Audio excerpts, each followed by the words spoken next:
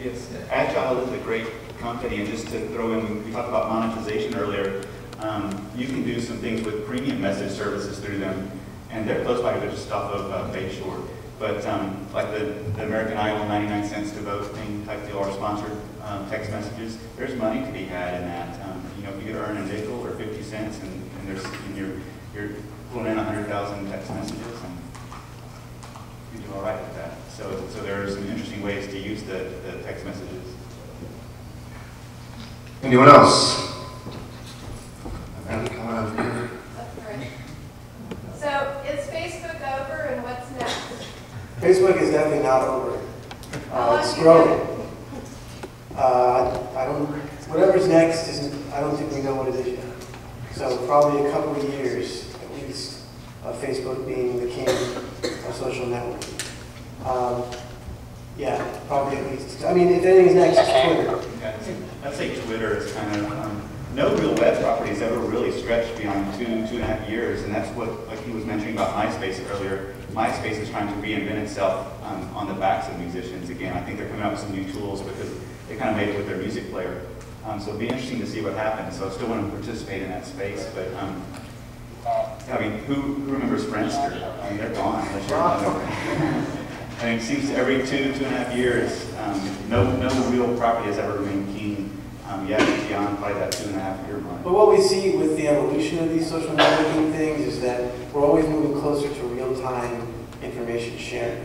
Facebook did that so much better than MySpace did, and that's why people went there. Twitter does it better than Facebook does, and that's why Facebook did a massive redesign to make itself work more like Twitter does. Some people like that, some people hate it.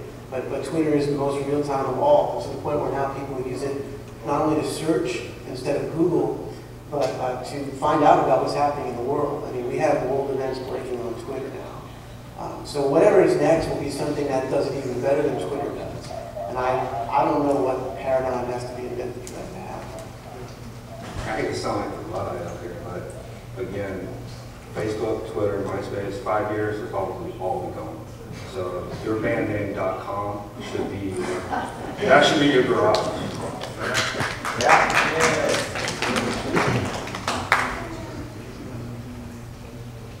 Do you feel like the reason MySpace is dying is because it's oversaturated in the music market? I mean, nowadays everybody's either a rapper, a singer, writing. Well, it's the problem is there's no audience there anymore. You know, you got musicians talking to each other, but I don't think there's a lot of conversation going on. I mean, it was great when it started because it was.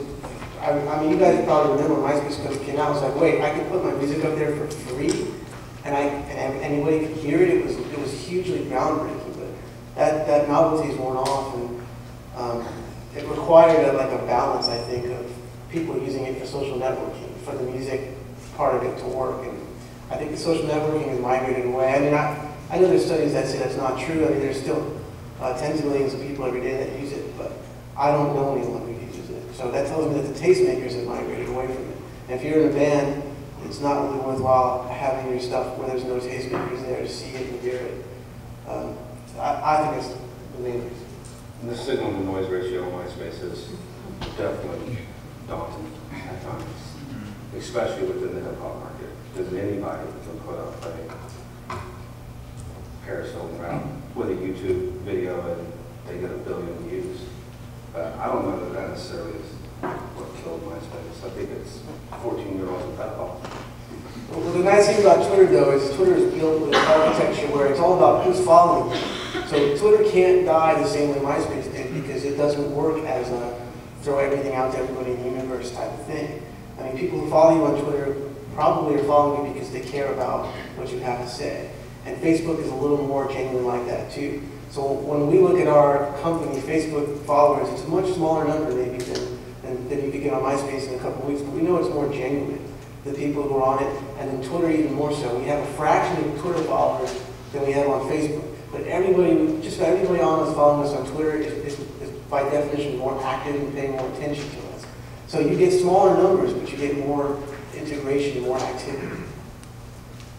Yeah, Peter mentioned earlier in his presentation, he was talking about, I guess, the need for filtering because of the democratization of of the distribution now. I think that's a problem too. There's some, like I said, the bandwidth out there is so much, and there's really no way to filter through all that. So it's trying to find a way to move down that long tail, which is actually a plus too, because now there's niche markets. So it's the power of the niche market really, and it's how you get yourself found, and not necessarily just being with 100,000 people driving by and not noticing you. MySpace is a great place to have a band page. I mean, my band still puts stuff up there. You know, use it as a repository. Like, get your own site, get your own URL, and don't use MySpace. Don't hope MySpace is going to be the place you're going to make connections with people, because that's probably not going to happen.